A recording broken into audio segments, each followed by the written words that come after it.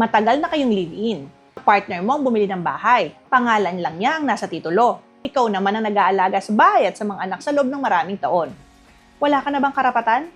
Depende, at nakadepende ang sagot sa isang mahalagang tanong.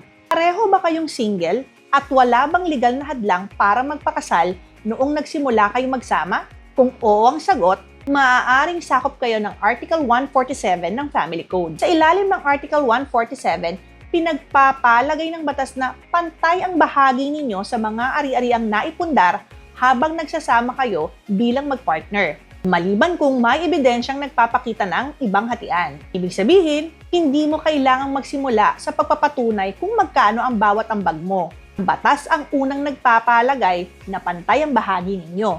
Maliban kung may ebidensyang magpapakita ng ibang hatian. Hindi lang pera ang kinikilala ng batas bilang ambag.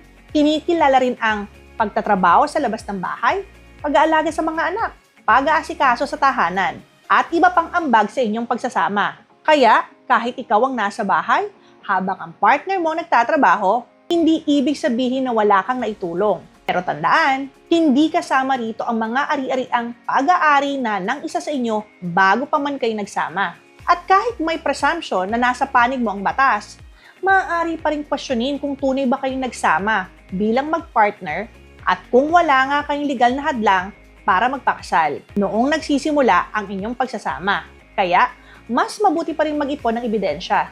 Hindi para patunayan ang bawat sentimong naitulong mo, kundi para maprotektahan ang karapatan mo kung sakaling magkaroon ng problema sa hinaharap.